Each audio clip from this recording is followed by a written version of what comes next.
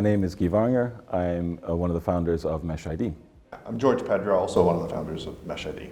Well, what are you watching on Netflix right now? Ooh, controversial. I'm not. I'm watching HBO Max and Disney Plus. What are you watching? Right now I'm watching Slow Horses. It's a very, very weird show, a British show about a sort of MI5, group of MI5 spies that are really bad at what they do, but then they end up being very good and figuring out a big plot. So yeah. That's cool. Haven't heard of that one. Nope. Not on Netflix, but on Apple, Severance. It's a really What is that? weird show. It's about a company, it's a little bit of sci-fi, it's about a company that severs literally a person's ability to remember their work life from their personal life. So there's a separation between work life and personal life. So when you leave work, you remember nothing about work and vice versa. What is your favorite app on your phone? Waze. Uber Eats. I'm learning so much about you. Let's go back in time a little bit to bring us up to current day.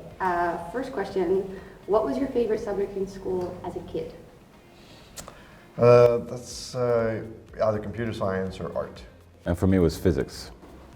Wow, I see where this is going. Yeah, I had a very cool physics teacher. Did you want to be a physicist?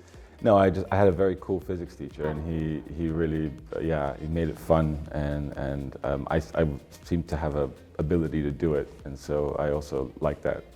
It was the first thing that I thought, oh, actually I can do this. So it was nice, yeah. Super cool. And with the art and computer science, is that something you wanted to be when you grew up? Or? Actually, I wanted to be an architect when I was growing up. So, a lot of maths and sciences and the art obviously fit into that side of things, yeah. Cool. And so what did you study in university? Actually, I switched in my final year of high school to business stuff. I changed my mind the last minute and went into university and studied accounting and finance. A little bit different. All right. A little bit different. Took a left turn. The art of accounting and Art finance. of accounting. So what was the question? Yeah, what did you study in university? In university, I studied product design and engineering. Okay. So creating products, more consumer products, all the way up to sort of bridges and buildings and things like that. That was my, was sort of my passion, is taking things apart when I was young and trying to put them back together again. Yeah. I want to know the meeting story. How did you meet each other? You're both founders. Yeah. You want to tell the story? Sure. Well, our eyes met across now. Actually, in I think it was 2009, 2010, I was looking for a job, and I found a company which George worked at, and he was hiring. He had a position open in the IT department, and I sort of via my some family connections and some connections with a friend, we got in touch, and I went for an interview. Really liked the company, really liked George, and then he hired me. Probably Despite all that, yeah. Yeah, despite all that, biggest mistake of his life. No, so he hired me, and we worked together for a couple of years in the IT department, and then I think we've basically been working together ever since. Yeah. So it's a long time. When you say that, when you put 2009, it sounds like a long time. It sounds like a long time. It is. 13 years. Yeah. Pretty decent. Okay, so you're working in IT together, and then something happens one day for you to both decide, hey, let's do something different. What was it that happened? We worked in this particular industry. We were in the trust and corporate services industry for that entire period of time. And it was, I think something like 5 years ago that we both left. And it was around the same time that we sort of started comparing notes on the challenges that the industry were facing, and that we felt we could affect more change from the outside for the whole industry. And that's where we took the jump. We left the corporate world about, I think it's about 5 years ago. Yeah, I would say it's out of frustration, because we were working for at the time for Intertrust, one of the largest players, but we just sort of looked around the industry and we thought that this industry is one of the few industries that are still working completely manual, not digital. It seemed like the world was moving on and this industry was sort of stuck in their ways. For various reasons, and we tried to affect change from the inside, and we got pretty far, I think, within the company itself, but at some point we thought, we can do more, and we can actually affect change at a bigger scale. So it was a bit of a sort of frustration of, you know, we can do more than what we're doing right now. So that we thought we're going to attack the problem from the outside, and we can build solutions that are going to solve the problems that the industry is facing. So that's where we sort of started from. Can you tell us, for like the people who don't know so much about the industry, what sort of problems that you were noticing? Yeah, so the real crux of the problem is that financial service providers have been sort of hit by, in the last 10 years, by a lot of regulations. So regulators around the world are very scared of money launderers, they're scared of criminals, they're scared of the financial system being abused. And so they've imposed a lot of regulations on financial service providers. And what ends up happening is they have a whole bunch more checks to do, they have a whole bunch more work to do. They hire a bunch of people, which makes it very difficult for them to scale and for them to operate efficiently. And that unfortunately then translates to the cost of this service increasing, and then the clients that they're working with having to pay the price. So the clients actually pay the price twice. They pay the price, you know, with money, and they pay the price with having to go through very long, hard processes to become clients. So to become a client of a financial service provider these days, it's very, very difficult. And that's really the sort of crux of the problem. A lot of work on one side and a terrible experience on the other. Well said. No, I think echo what Guy has said. I think you know, when we look at the scope of the problem, it's quite expansive. There's a lot of problems that, you know, the root of it is what Guy just said, is that this problem that the industry has in terms of servicing their clients with outdated modes, you know, a lot of analog ways of working. And so we had, in the beginning, we were trying to figure out also which specific problem to solve. And we could probably get into that next, but you know, there were quite a few, and we ended up focusing on the onboarding of these clients for many reasons, largely because this is the starting point of the relationship with our clients is the onboarding experience. And oftentimes it's horrible for the end client, as we refer to them. And you know, from that basis, we basically started building out our product. You know, I think at the root of why this is happening in the industry, it's not necessarily their fault. I think it's just that the world is, well, it's globalization. Whenever you want to do anything in the world these days, you know, it's going to be across borders. It's going to be across different parties.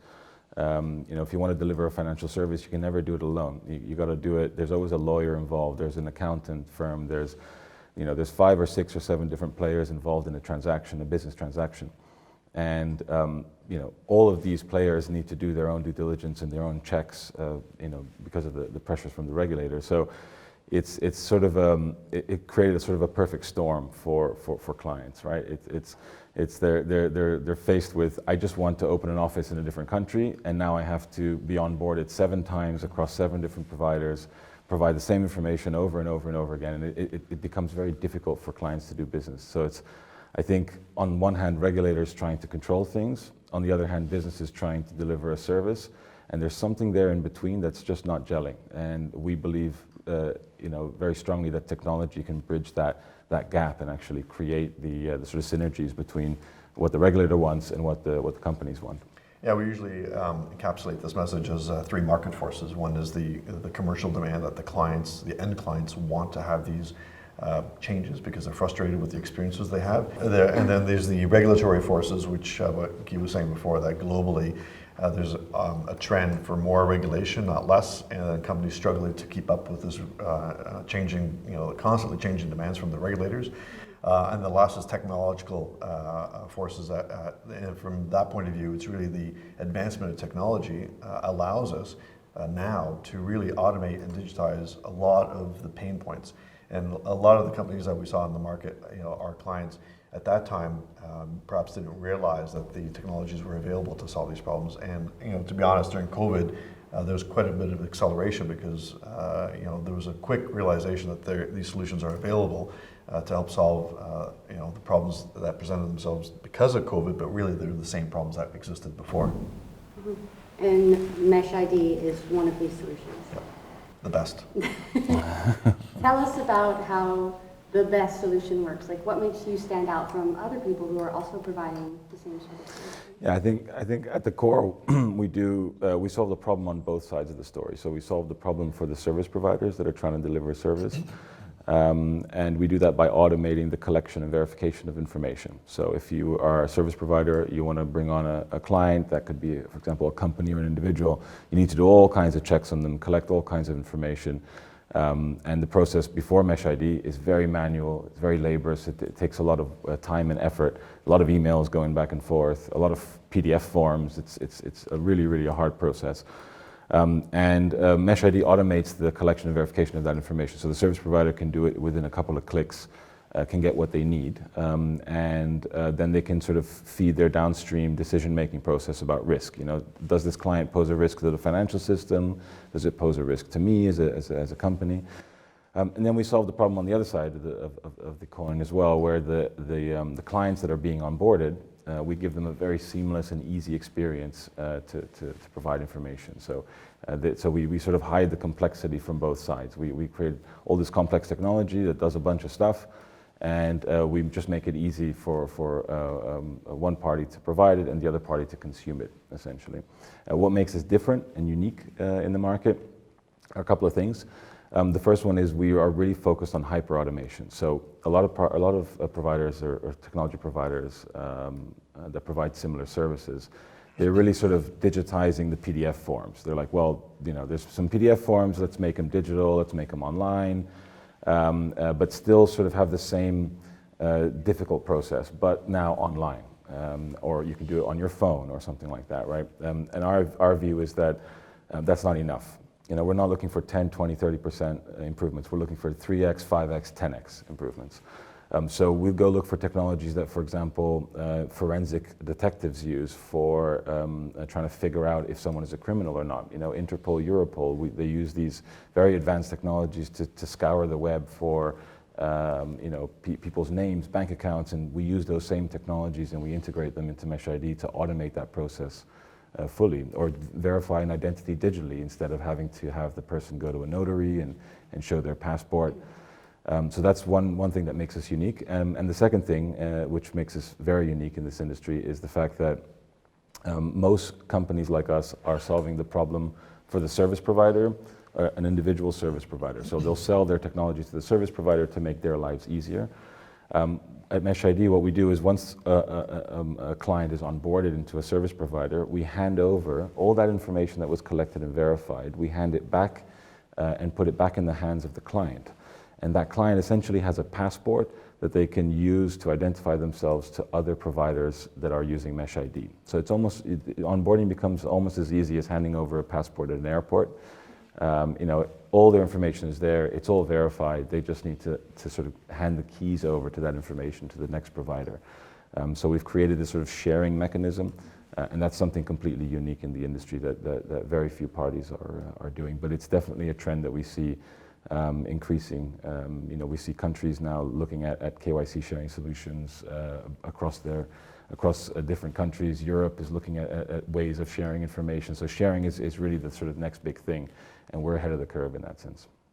When we sign on a new client, almost every single time they tell us, you know, obviously we ask, you know, what alternatives were you looking at and why did you choose Mesh ID? For us, it helps a lot form our continued commercial development. And almost always they point out to obviously the feature set that we have, but interestingly, they also point out that from the demoing and the seeing the product itself, that the user experience and the ease of using the solution is far and above better than alternative products that they've been looking at in the market, coupled with, of course, the feature set. And so I want to add that one too, because, you know, we put in the very beginning a lot of effort and attention to the user experience, the design part, and so there's the user-facing experience, and of course behind the scenes a lot of complexity, a lot of, you know, bells and whistles, things happening in the background that the user doesn't have to be bothered with.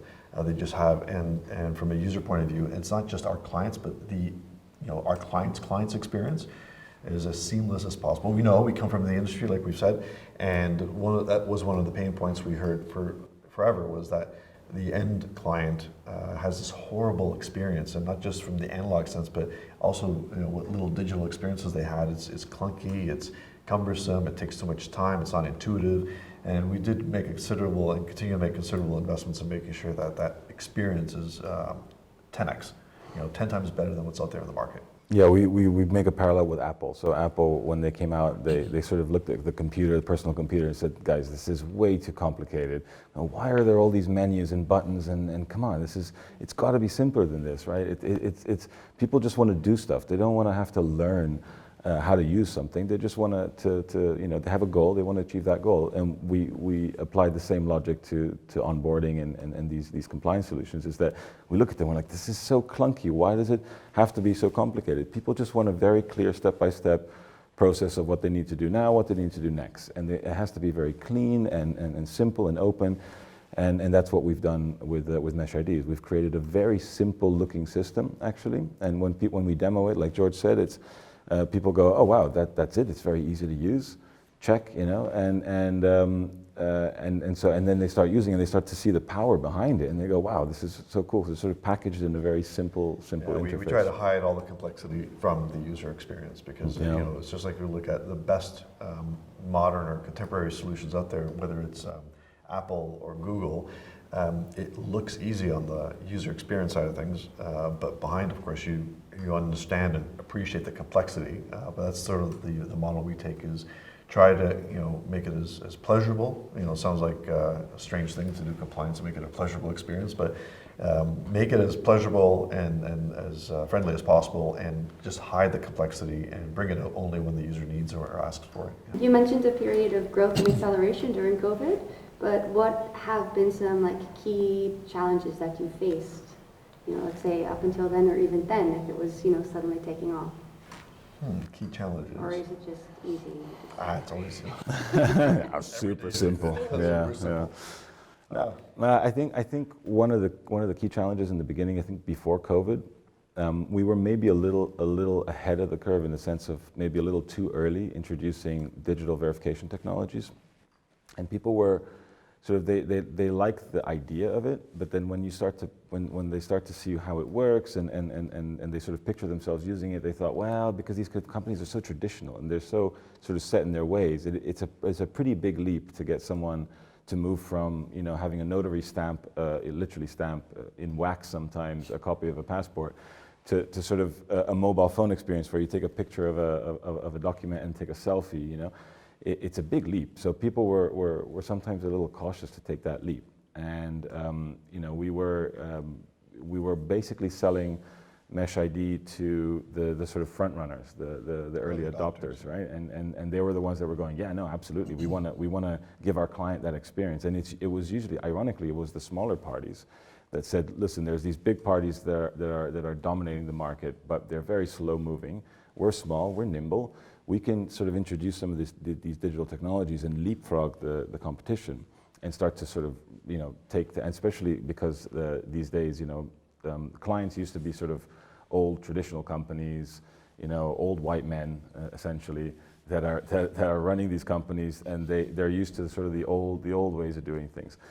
The new companies, the new clients are the tech companies. They're the new generation of companies, and they're looking at these service providers and going, well, if I'm interacting with my tech, sometimes I'm creating tech, and now I'm being onboarded, and I need to do some sort of merger or acquisition, and I'm having to do this very old-fashioned process with a notary, right? So, that was sort of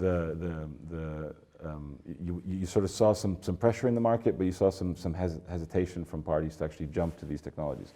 And that was probably one of our biggest challenges. And we saw COVID, when COVID came around, regulators started to let go a little bit of these regulations around having to do things, with physical presence. And so parties started to open their eyes to other ways of doing things, and the other ways were the digital ways, the remote ways, because they had no other choice. And and I think that's when, for us anyway, we saw a shift in the industry. And since then, people have sort of stuck with that. Just like the sort of working from home, hybrid working from home, working from office. It's just something which stuck after COVID, and it's one of those silver linings, I guess. But it it helped move the industry in the right direction. And so now digital verification technologies are table stakes. Like if you don't have those, you can't sell into this industry. No, I think the interesting thing about, not just in our industry, but the thing about COVID, of course, is that it usually does take a crisis to accelerate change in a lot of industries, and we see that in virtually every industry around the planet, and especially in ours, where ours was really our client industry anyway. We're stuck, like you said, in really analog and manual processes, and man, that really just changed, because now everyone, very few, if any, players in our client space are not engaged in this sort of digital discovery process where they're saying, okay, well, we got to change. Everyone else is changing, and sort of a lot of them are doing catch up. So it's good for us, because it really the light was really shining on the problems, and a lot of our clients are just going crazy now. Yeah, cool. So, I mean, you mentioned being ahead of the curve, and early adopters were kind of your only audience who really were like, yes, let's do this. And I think we know, if you've read the Malcolm Gladwell book, right, The Tipping Point, how it can take quite a bit of time. So how were you able to get like your first round of funding and investment being ahead of this sort of curve? Well, I think our first round, we already had quite a bit of traction at the starting point. That's how it usually starts, right? With the seed round is demonstrating good, product, great product in our case, and also a good fit with the market. And we had already some early adopters, of course, and then it just accelerated from there. So timing, of course, for us worked out really, really well. Couldn't have been better. And the growth just continues. I mean, yeah, I think also this sort of the core of Mesh ID, the core problem we're solving, the sort of automation is a way to get there. Automating these processes is a way to get there, but we want to solve the core problem, which is this idea that a client, if they're interacting with 7 providers, they don't have to provide the same information 7 times. That's really the core of the issue. And we had a very good, smart, committed group of investors who saw this potential, and they saw that we're solving the bigger problem, and whereas our competitors are solving a small slice of the problem, we're solving the real problem actually. And so they sort of were willing to take that journey with us, and that journey of growth, and which is sort of, as you know, for starting up a company, you have a plan, and then you start, and then the plan sort of is null and void, because there's reality hits you, right? So, but we still had that red dot on the horizon, and our investors were dedicated enough to see that, and to see that the potential that we have, to stick with us for the journey. And then now we're getting very close to that red dot, where we're sort of introducing these sharing capabilities, and we're getting a very good reception in the market. And so now our investors are, we were proven right, and our investors also, and I think in terms of growth, we see also a pretty strong growth trajectory over the next couple of years for the same reason. We have a strong vision, we have a strong mission, and a dedicated group of investors who believe in us. Where does the name Mesh ID come from, and how did you come up with the sort of logo for it? Design? Yeah. So Mesh ID is sort of this concept of this portable passport for what's called KYC, or Know Your Customer information. That's really where the sort of ID part came in, right? So we had this idea that people should have an ID, a passport, and since they're sharing that information essentially on a network, that's really where mesh sort of came into it. This idea of a mesh network, and also sort of bringing together a lot of different information into one place, into sort of a centralized profile for an individual company.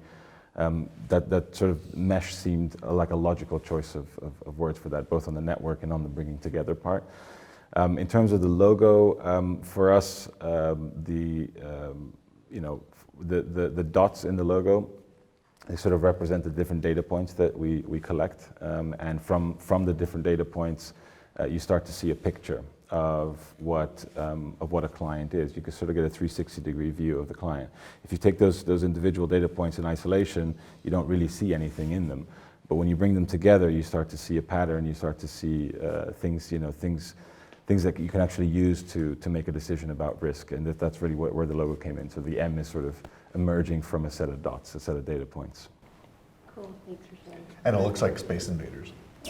Yeah, that's what I thought a little bit in the tab. Yeah. It's got this Yeah. kind It's of- a little homage to our 80s gaming. Yeah. If you use the logo wrong, it looks like Space Invaders. Here, right, in the tiny, it kind of looks like Space Invaders. Yeah, because that's the wrong. Because That's the you're using the wrong one. no, because we have a no. You're. It's nothing that you're doing, but it's the logo. We have one that is on a dark background and on a light background, and we don't know if people's browsers are light or dark. So when you have a light browser, that's what it looks like. It looks Yeah, like a Space it Invader. looks like a Space Invader or an Android.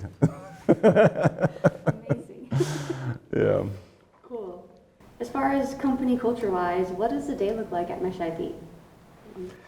Lots of energy. I think that's probably the best way to characterize it. We operate in a hybrid working way. So when we're at the office, it's it's great to be with our people and the energy that everyone brings in. It's pretty intense in a positive way. I think everyone's very. I think we've cultivated, or tried to cultivate anyway, a culture of openness and friendliness, seriousness, but playfulness. It's all about balance for us. Everyone takes their job seriously, but we all know how to let our hair down. Well, those that have hair. Yeah, some of us do. Yeah.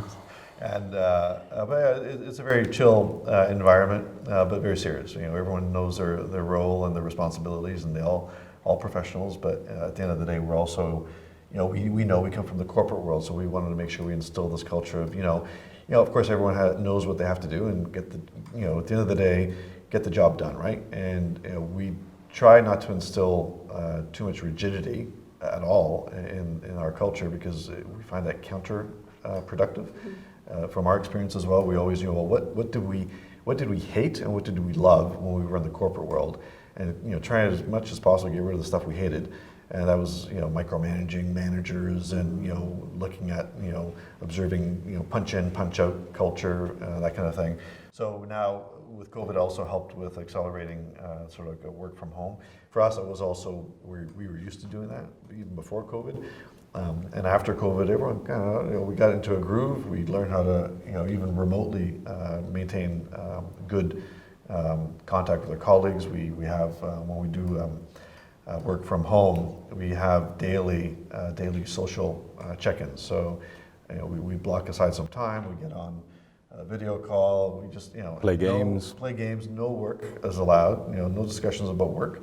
What we're trying to do is, as much as possible, try to emulate that coffee corner sort of interaction where you over the day chit chat and exchange what happened on the weekend and so on.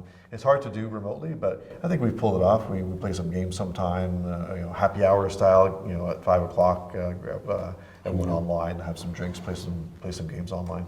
Yeah. Yeah, we I think to George's point, what we hated about corporate culture was this siloed, setup where you have like people that are a certain team and they're responsible for certain things, but it's all, the blame is siloed, the management is siloed, and another group have no idea what's going on over there. There's no sort of connection. Whereas if they would come together, they would probably create something a lot better and a lot stronger. We've tried to break those barriers and say, okay, well, listen, everyone has their task, everyone has their job to do, obviously, but if you have feedback or an idea about how we can improve something in a different area, even something that maybe you can contribute from your area, then bring it to the table. We have weekly meetings where we all just come together and talk about what we're all busy with, so to see if we can sort of throw ideas around. But we know we're not, we don't have our heads in the clouds when we grow the company, and as the company grows, it's already happening now. That you're going to have silos, because people are going to, there's going to be a bigger sales team, there's going to be a bigger, development team, and so our idea was, and this is something that someone we worked with in the past always said is, a corporation is made up of islands, but the key is to build bridges. So we need to find those people who can build bridges across those islands, right, to get information to flow and to get collaboration to happen. Islands themselves are not the problem; it's just the lack of bridges, essentially. What has inspired you in general, not just Oh, in general, yeah. not just In life. initially, but Oh, deep. We're in deep. Yeah. We're going Yeah. into deep territory before Yeah. we springboard. Okay. Well, I can take this. I think for me, both of us, yeah, I'll take it for both of us. Yeah. What inspires George is, Coffee, first coffee in the morning. is me, actually. Sure. Yeah. Right, honey. No. So what? So what inspires me? I think the sort of root of it is. Look, I grew up in an international environment. I moved around my whole life. I never lived in one place for longer than 2 or 3 years. I lived in different countries, Singapore, Austria. And so I got to see the sort of the same cultures, the same situations from different angles and from different cultures. And I noticed there was a lot of miscommunication. There was a lot of sort of, if people would just come together and talk and share ideas, then they would realize that in fact that they could actually help each other out. And that's very much where my inspiration comes from, is sort of the connecting people and finding new things from the connections. So I started as a sort of pure technical guy, really looking at the sort of, not programming, but almost at that level.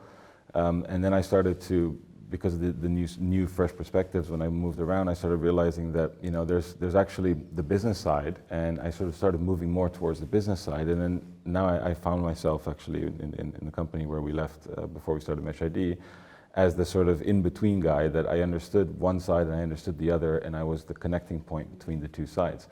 And then when I look back in my life, I actually think that that's probably the place I'm most comfortable, is understanding two sides of the story and trying to bring them together to create something new, or to create some sort of synergies. I hate that word synergy, but to create some sort of something new from where something else didn't exist. And that's where I think with Mesh ID we've done that with technology, where we said, why does it have to be so complicated? There's got to be technology that can bridge that gap between like I said before, the two worlds that are sort of seemingly conflicting with each other. We can bridge them with technology.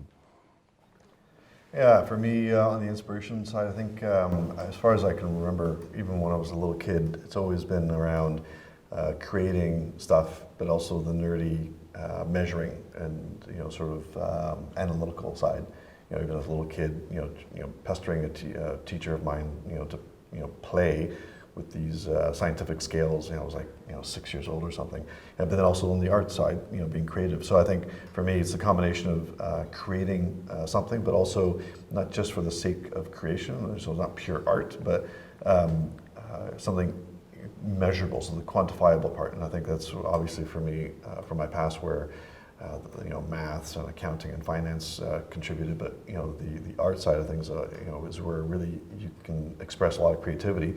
Combining these two, of course, in my career, has helped me considerably, professionally and personally as well, from a fulfillment point of view. And I think that inspiration just continues through to this day. So for us, we're creating a lot of change for our clients, creating a very exciting product. We're creating an exciting company, and all the while, it's not just artsy creating, but it's measurable. It's a quantitative side. You have to be very thoughtful and considerate about every little piece that you're introducing in terms of change for the client or even for ourselves in the company. Yeah, there's a battle going on inside George. it's the art. But I'm not joking. I mean, he's a good painter. He's a good artist. He paints very well, but he does sort of unbelievably impressive Excel sheets. So it's like, there's gotta be something there. So I can imagine there's a battle between George and sort of the artsy and the measurable. Like you said. Yeah, you're a dilemma. Yeah. That's lovely. Nothing a therapist can't fix. We can start now. Any word of advice for anybody who wants to, move out and to start building? That's a great one. Any advice? Pick your business partner carefully. No, seriously, really. It matters. Guy and I have known each other for a long time, and I think even when we were looking for our first round of investors, we kind of knew that was a powerful combination. How long we've known each other, our skill sets are complementary, both our understanding of the industry was obviously common, and that was very powerful to investors, but also to ourselves. So right now, for example, Guy focuses a lot on the product, and I focus on the business side of things, so we're complementary that way. That doesn't mean either of us can't deal with the other because we have those skill sets. But I think choosing your business partner and starting up a business when you go and leave corporate is extremely important. I think it helps to also alleviate some stress. We can vent with each other. I think we make a strong, powerful partnership. And I think that can't be understated in terms of all the other stuff that you hear and you read on in all kinds of startup magazines about grit and all this stuff and ideas and inspiration. But I think going it alone, man, that's a lot of grit there if you go it alone. I think it's harder if you go it alone.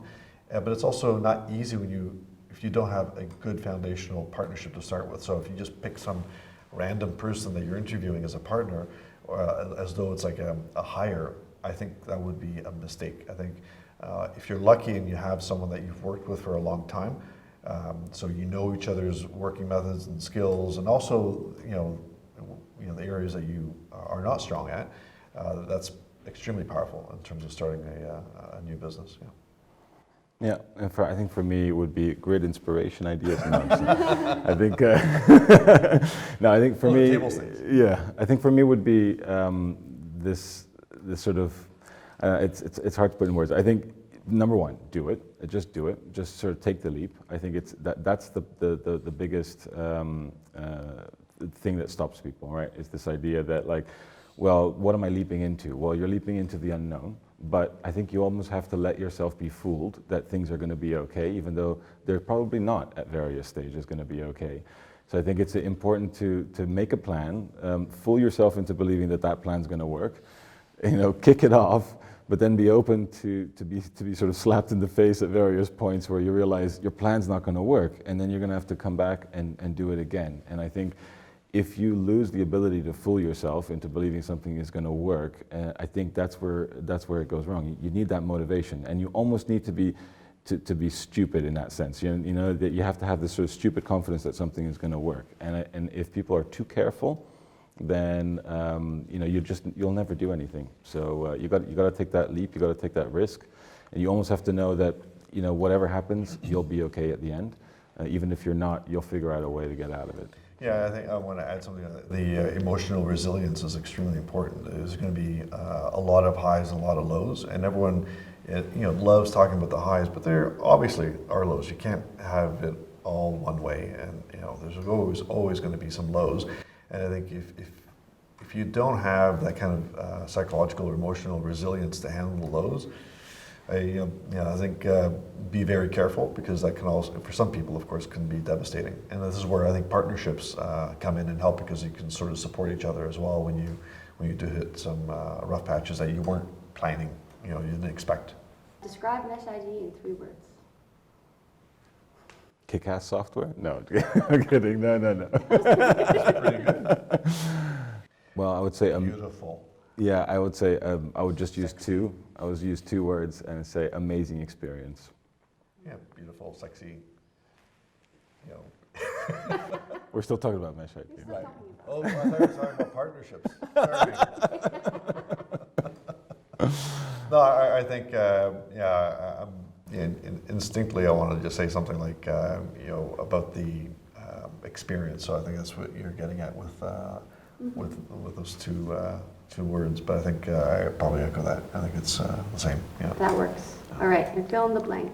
Over the next year, Mesh ID will. Mesh ID will grow significantly. I was going to say insanely. Insanely? So funny. There you Grow go. insanely. We'll grow insanely. Yeah. That's what we will. Fantastic.